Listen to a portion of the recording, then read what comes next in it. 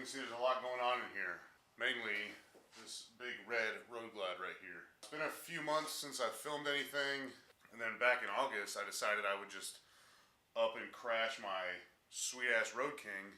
So insurance and everything came through, and I bought this 2019 Road Glide, bright off red. Here's some pictures of the Road King. Long story short, got sideswiped on a highway, going about 60, 65, flew over the bike tumbled, the bike was totaled. I got some road rash on my arms, my back, my hand. Nothing major. Helmet took most of the fall, as you can see here. So yeah, anyways, moving forward, I got this Road Glide 2019, put the FXR Division bars on it, Thunder header exhaust, and intake, and that's really about it for this bike so far. I'm going to put a new seat on it. I did recently ride to about 600 miles south of here and back in a weekend.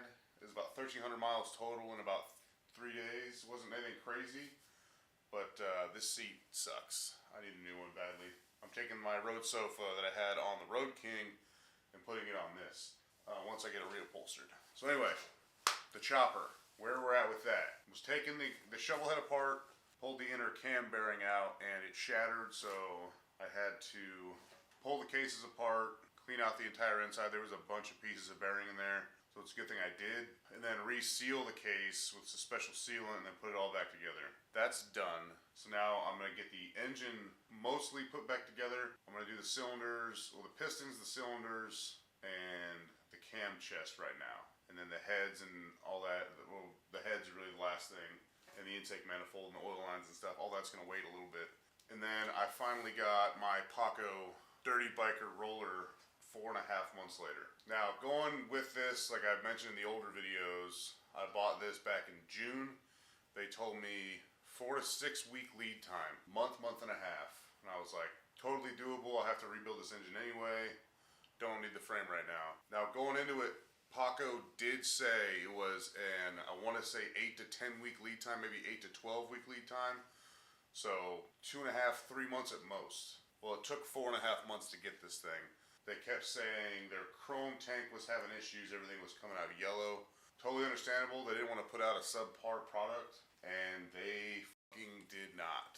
This thing is badass. Came in on a big ass pallet. They actually had to come via truck freight, not just like UPS or FedEx, which is understandable because it's an entire, basically an entire motorcycle. The only thing that didn't come the way I thought it would is for some reason I thought the tires would be on the wheels. They are not. Not a deal breaker by any means. I have friends with tire machines. When I got this thing together, I wanted to put it all together pretty quickly, and I really can't until I get the tires put on. It's just kind of a drive to do it. I haven't done it yet.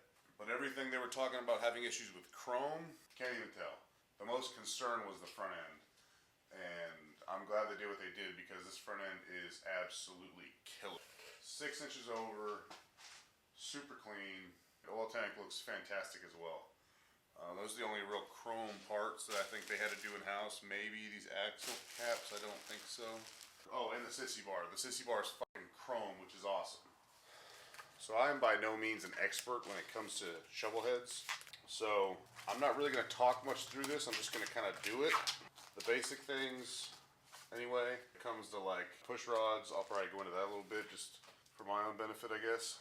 But as far as the engine goes, right now I'm just going to be putting new wrist pin clips in, getting the pistons put in the jugs, and then getting the jugs put onto the case, and getting these bolts torqued down.